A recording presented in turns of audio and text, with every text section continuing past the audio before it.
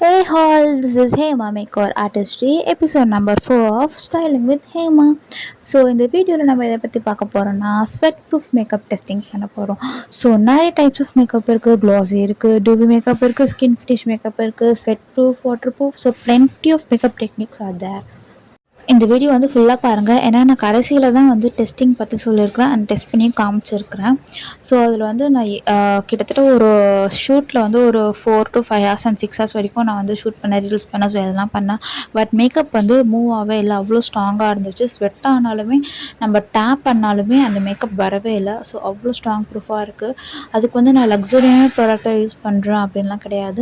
Budget friendly தான் use பண்ணுறேன். இருந்தாலுமே வந்து அந்த மேக்கப் வந்து மூவ் ஆகாது. It's all about the techniques. First நான் பாண்ட்ஸோட மாய்ஸ்சரைசர் யூஸ் பண்ணியிருக்கிறேன். இது வந்து எனக்கு கொஞ்சம் ஆயில் ஸ்கின்ன்றதால நான் இந்த ஜெல் மாய்ஸ்சரைசர் யூஸ் பண்ணுவேன். இது வந்து ஸ்கின் ஃபினிஷ்டாக இருக்கும் அண்ட் வந்து நான் ரொம்ப ஏஸாகவே யூஸ் பண்ணிகிட்ருக்கேன். என்னோடய ஸ்கின் கொஞ்சம் ப்ராப்பராக இருக்குது.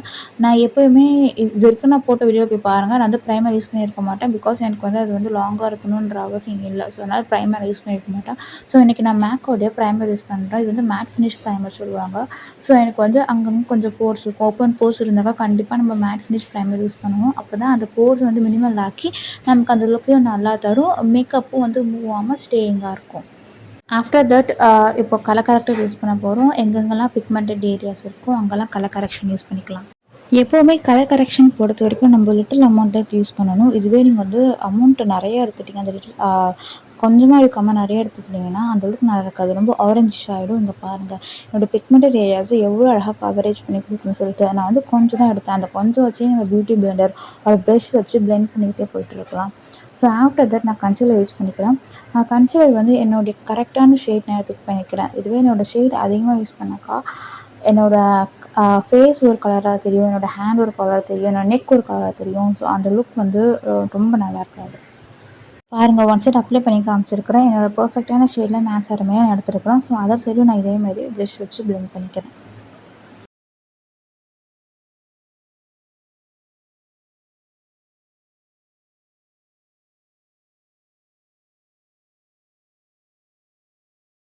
ஆஃப்டர் நான் ப்ரஷ்ஷை வச்சு கன்சீலர் அப்ளை பண்ணிட்ட பிறகு நம்ம பியூட்டி பிளெண்டர் வச்சு டேப் பண்ணி எடுத்துக்கலாம். அப்போ தான் எக்ஸஸாக இருக்கிற கன்சீலர்ஸ்னால் நம்ம வந்து பியூட்டி பிளெண்டரில் வந்துடும். ஃபேஸுமே ஸ்மூத்தாக இருக்கும், அங்கங்கே பேட்சி ஆகாது. In foundation also I would go for my correct shade. நான் என்னோடய கரெக்ட் ஷேடை பிக் பண்ணிவிட்டு இந்தமாரி ஃபவுண்டேஷன் ப்ரஷ் வச்சு அப்ளை பண்ணிக்கிறேன். இந்த மாதிரி ஃபஸ்ட்டு நம்ம ஃபவுண்டேஷன் பொறுத்த வரைக்கும் லிட்டில் அமௌண்ட் எடுத்து ஸ்ப்ரெட் பண்ணுங்கள். ஃபஸ்ட்டு எடுக்கும்போது நிறையா எடுத்துக்கிட்டிங்கன்னா அது சேம் இடத்துல போய் டெபாசிட் ஆகிடும் அண்ட் அந்த லுக் வந்து அந்த இடத்துல மட்டும் ஒரு மாதிரி ரொம்ப பிரைட்டாக இருக்கிற மாதிரி நம்மளுக்கு தெரியும். இந்தமாரி வச்சு நல்லா பிளெண்ட் பண்ணிக்கணும். நம்மளோட ப்ரஷ்ஷை பொறுத்த வரைக்கும் ஃபவுண்டேஷன் ப்ரஷ்ஷஸ் ப்ரஷ்ஷுக்குன்னு நான் தனியாக ஒரு வீடியோ போடுறேன், types of brushes and its uses சொல்லிவிட்டு.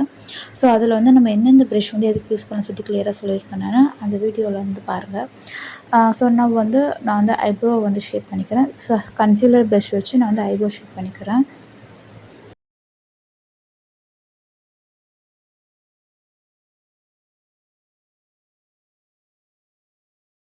ஆஃப்டர் தட் நான் பியூட்டி பிளெண்டர் வச்சு அதேமாதிரி ஸ்ப்ரெட் பண்ணிக்கிறேன்.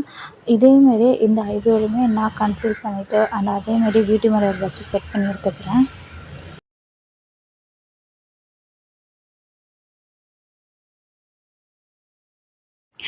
ஆஃப்டர் ஷேப்பிங் த ஐப்ரோ நான் வந்து இந்த மாதிரி ஸ்டிப்ளிங் ப்ரஷ் வச்சுட்டு இந்த மாதிரி ஐப்ரோஸை வந்து நம்ம அப்லிஃப்ட் பண்ணாக்கா அந்த ஐப்ரோஸ் கொஞ்சம் எம்போஸ்டாக தெரியும் அண்ட் லிஃப்டிங்கும் ரொம்ப நல்லாயிருக்கும்.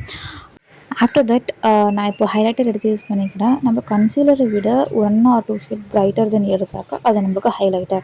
நான் இப்போ ஃபேஸஸ் கனடாவோடைய ஹைலைட்டர் எடுத்து யூஸ் பண்ணிக்கிறேன். இது வந்து ரொம்பவே ஒரு குட் பிராண்ட்னே சொல்லலாம். இன்கேஸ் நம்ம ப்ரைடுக்கு யூஸ் பண்ணும்போதே ஒரு நல்ல லுக் தருது. நான் மோஸ்ட்லி பிரைட்ஸ்க்கு வந்தாக்கா இந்தமாரி ஹைலைட்டர் தான் யூஸ் பண்ணுவேன். I would go for liquid highlighter. க்ரீமியும் இருக்கும், பட் க்ரீமி வந்து அவ்வளோ டெக்ஸ்சர் தராது அண்ட் அவ்வளோ கவரேஜும் தராது. இந்த மாதிரி நான் எங்கெங்கெல்லாம் ஹைலைட்டர் ப்ளேஸ் யூஸ் பண்ணியிருக்கனோ அங்கெல்லாம் யூஸ் பண்ணிவிட்டு நம்ம ஃபஸ்ட்டு ப்ரஷஸ் வச்சு பிளெண்ட் பண்ணிக்கிட்டு ஆஃப்டர் தட் நம்ம பியூட்டி பிளெண்டர் வச்சுட்டு எக்ஸ்ட்ரா தான் ரிமூவ் பண்ணிக்கலாம். இந்தமாரி ரிமூவ் பண்ணால் தான் வந்து அது பேட்சி ஆகாமல் ஸ்டே நல்லாயிருக்கும்.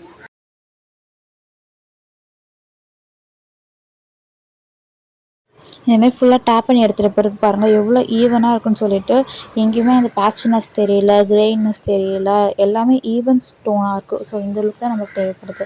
ஆஃப்டர் தட் நான் வந்து பேக்கிங் ப்ராசஸ் பண்ணிக்கிறேன். ஸோ பேக்கிங்கை பொறுத்த வரைக்கும் I would go for an banana powder.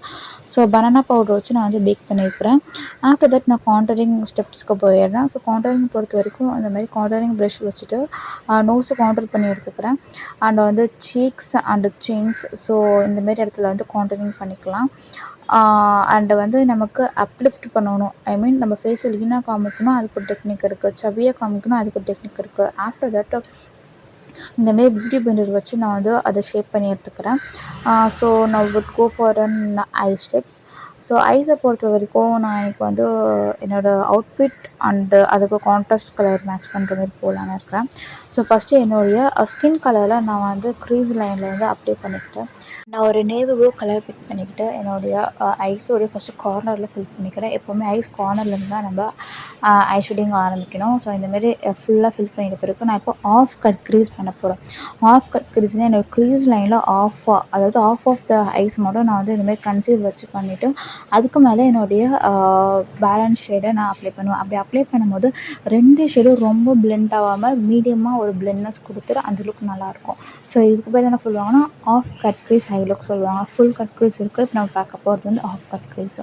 So இந்தமாரி வந்து கன்சீல் பண்ணிவிட்டு அதை வந்து நல்லா பியூட்டி பிளெண்டர் வச்சு டேப் பண்ணி எடுத்துக்கிட்டு அதுக்கு மேலே நம்ம என்ன பண்ண போகிறோம்னா நம்ம கொடுக்க போகிற ஐ ஷேடோ வந்து கொடுத்தாக்கா அது எப்படி பிளெண்ட் ஆகி ரொம்ப நல்ல லுக் தரும்.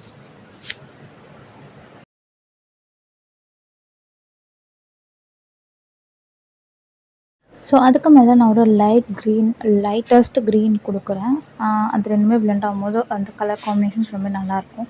ஸோ அதுக்கு மேலே நான் கொடுக்கும்போது அந்த கன்சீலர் கொடுத்ததால் அந்த க்ரீன் வந்து எம்போஸ்டாக தெரியறது மட்டும் இல்லாமல் 2மே ரொம்ப பிளெண்ட் ஆகாது. இதுவே நம்ம கன்சீல் பண்ணாமல் பண்ணாக்கா அந்த ப்ளூவும் அந்த க்ரீனும் பிளெண்ட் ஆகி அது வந்து வேறு கலர் கொடுத்துரும்.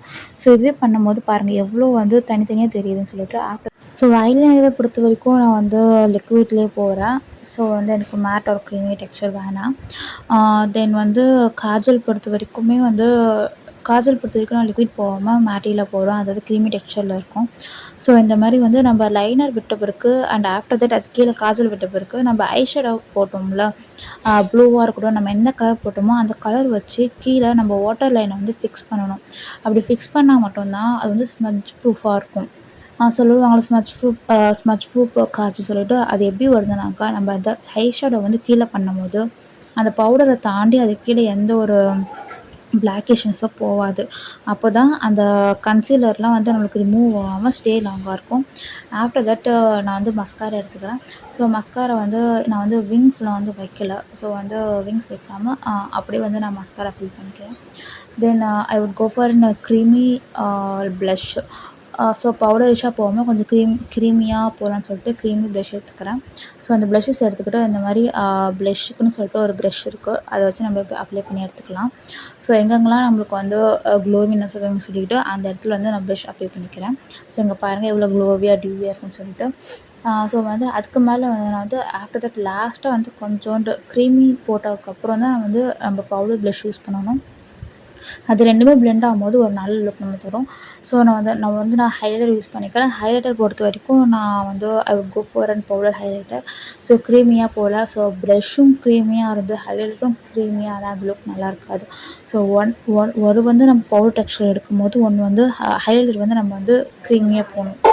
After contouring blush and highlighter நம்ம வந்து ஃபிட்மியோட இது I would go for always என்னோடய ஸ்கின்னுக்கு வந்து ஏற்ற காம்பேக்ட்னால் அது வந்து ஃபிட்மி தான். ஸோ ஃபிட்மி வந்து பிரைட்ஸ்க்குமே ஒரு நல்ல காம்பேக்ட் சொல்லலாம். ஏன்னாக்கா அது வந்து கண்டிப்பாக ஆயில் ஸ்கின் இருக்கிறவங்க ஒரு காம்பினேஷன் ஸ்கின் இருக்கிறவங்க ஃபிட்மி காம்பேக்ட் பவுடர் யூஸ் பண்ணலாம். அது ரொம்ப நல்ல கவரேஜ் தருது. அதுக்கு நிறைய ஷேட்ஸ் அவைலபிளாக இருக்குது. ஸோ என்னோடய ஷேட் வந்து 310. அந்த ஷேட்ஸ் எடுத்து நான் ஃபில் பண்ணிக்கிறேன். ஸோ லிப்புக்கு வந்து லிப் மாய்ஸ்சரைசர் போட்டுக்கிறேன் அண்ட் லிப் ப்ரைமர் போட்டுக்கிறேன். அப்போ தான் என்னோடய லிப்ஸ்டிக் வந்து ஸ்டேவாக இருக்கும். நான் எந்த ஒரு இப்போ ஃபார் எக்ஸாம்பிள் நம்ம எதாவது ஃபுட்டு சாப்பிட்டாலுமே அது வந்து மூவ் ஆகாது. அது வாட்டர் பட்டாலுமே மூவ் ஆகாது. அதுதான் லிப் ப்ரைமர் நான் அப்ளை பண்ணிட்டேன். ஸோ என்னோடய அவுட்டர் லிப்பில் வந்து நான் வந்து லிப் லைனர் வச்சுட்டு ஃபஸ்ட்டு லிப் லைனரில் வந்து லிக்விட் எடுத்துக்கிறேன். அந்த லிக்விட் வச்சு லிப் அவுட்டரில் மட்டும் ஒரு கலர் அப்ளை பண்ணிவிட்டு இன்னரில் வந்து இன்னொரு கலர் அப்ளை பண்ணேன். I would go for an pink lipstick today. So இந்தமாரி பிங்கிஷ் அப்ளை பண்ணிவிட்டு அதுக்கு அவுட்டரில் மட்டும் நான் வந்து ரெட் லைனர் போடுறேன். அப்படி போடும்போது அந்த ரெண்டுமே காம்பினேஷன் வந்து ரொம்ப நல்லாயிருக்கும். பிங்க் அண்ட் ரெட் காம்பினேஷன் ரொம்ப நல்லாயிருக்கும். ஸோ இது எல்லா ப்ராசஸ் முடித்த பிறகு லாஸ்ட்டு செட்டிங்ஸ் யூஸ் பண்ணிக்கலாம். செட்டிங்ஸ் யூஸ் பண்ணிட்ட பிறகு பாருங்கள், மேக்கப் வந்து ரொம்ப நல்லாயிருக்கும், ஸ்டேவும் நல்லாயிருக்கும். நீங்கள் செட்டிங்ஸ் ஸ்ப்ரே போடாமல் போயிட்டீங்கனாக்கா அது வந்து நம்ம கேரண்டி கிடையாது, மேக்கப் வந்து மூவ் ஆகலாம். அதுக்கு தான் கடைசியாக செட்டிங்ஸ் யூஸ் பண்ணுறாங்க. ஸோ இப்போ நம்ம டெஸ்டிங் ஏரியாவுக்கு வந்துவிட்டோம். இப்போ பாருங்கள், டைம் வந்து 8:17 PM. ஸோ நான் வந்து ஆஃப்டர்நூன் மேக்கப் போட்டேன். ஆஃப்டர் ரீல்ஸ், டான்ஸ் அவ்வளோ பண்ணேன். கிட்டத்தட்ட வந்து 4 to 5 ஹவர்ஸ் ஆச்சு நான் பண்ணுறதுக்கு. அதெல்லாம் பண்ணி முடிச்சிட்ட பிறகு இப்போ பாருங்கள், அதாவது லைட்டாக ஸ்வெட் ஆனாலுமே அந்த இப்போ பாருங்கள், நான் டேப் பண்ணி எடுத்து காமிக்கிறேன். டேப் பண்ணி எடுத்து காமிச்ச பிறகு இப்போ இங்கே பாருங்கள், எந்த ஒரு மேக்கப்புமே அதில் வந்து படவே இல்லை. அதுதான் நான் ஒயிட் டவல் எடுத்துருக்கேன். எந்த ஒரு மேக்கப்புமே அதில் படவே இல்லை. ரொம்பவே ஸ்ட்ராங்காக இருக்குது. So this is the final look and also this is Hema sweat proof and water proof technique. இந்த வீடியோ உங்களுக்கு பிடிச்சிருந்தா do subscribe and drop your like. Stay tuned for more videos and updates. And this is bye from Styling with Hema. Bye bye.